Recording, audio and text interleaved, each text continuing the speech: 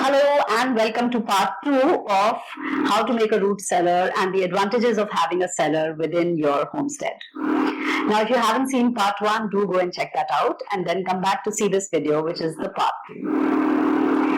Now, as I've explained, that a cellar can have, two sections, or rather, I should say that that's how we built it.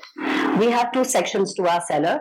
One is this place, which we call the dry cellar or the lit cellar, because there is light which comes in here through the day, and therefore we can only store things here which actually need the light. This place is also more ventilated because it's sort of connected to the kitchen, so it's not really sealed kind of a closed room. And some things like the onions hanging behind me are good to put here because they do have some kind of a smell, and so does the garlic.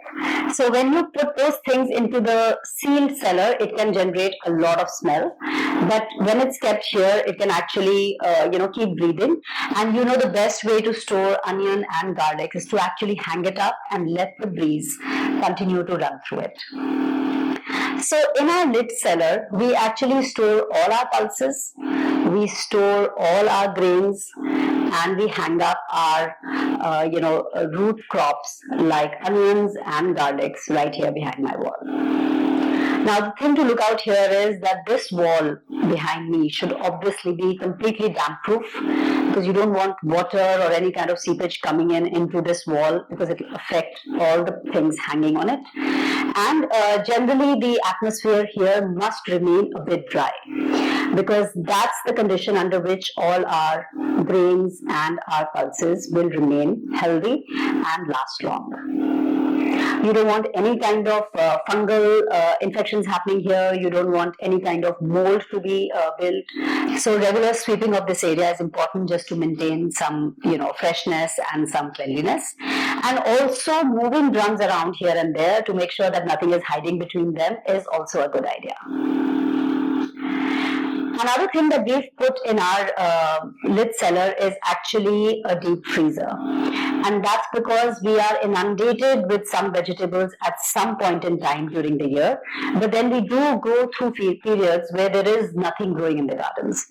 So for example, the season between the winter and summer, the winter vegetables are finished, but the summer vegetables are just small plants yet and haven't started producing full-fledged vegetables. So there is a little bit of a gap, and that's the time that we go into our freezer and pull out things that we've frozen during the winter. Similarly, summer vegetables tend to finish once the monsoons are over in September, but you really start getting winter crops only about November or so, and therefore that 2-month buffer is also a time that we can go into our deep freezer and find vegetables for us to eat and cook.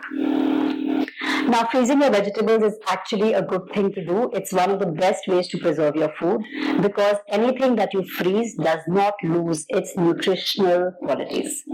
So freezing is not something that's very common in India, but it can be incorporated into your, food management systems, because a lot of fresh vegetables you can actually freeze for future consumption. Okay, so let me now show you what all is lying here in the dry cellar. So basically you can see that there are onions which are hung here. These are the onions which we will be using for our consumption, literally till it's time for the next season's onions to come up.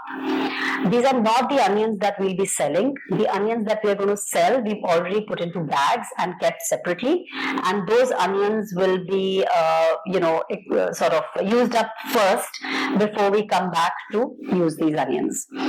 Same is the situation with garlic. We hang up here what we really need for our own consumption. Everything else that is surplus usually goes to the market. The dry cellar is also a great place to hang up things to dry. So for example, bay leaves or even some wild flowers that we find growing in our garden, we can hang here upside down, and they keep getting sort of dried up in the little warm breeze that blows in this lit part of the cellar.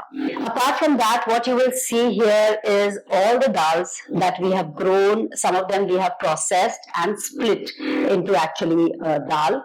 So you can see here that we have chana dal, we have urad dal, there's moong dal, there is sabut chana, there is lobia, there is also wheat, which we still have from last year, and then there is some fresh wheat and mustard, which is from this year. This is also a good place for us to store our peanuts, which like this dry and slightly warm environment, and so on and so forth. So as you can see, this very small space, which is basically about 10 by 10 in size, can actually store a lot of things, and we like to use this space to actually really preserve our dry produce here and make sure that we have enough food till the next crop is about to emerge.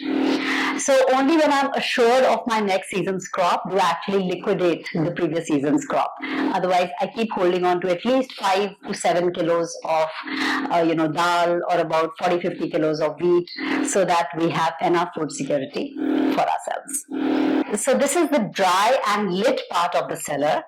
Watch part 3 to see what happens in the dark and the relatively more humid part of our root cellar.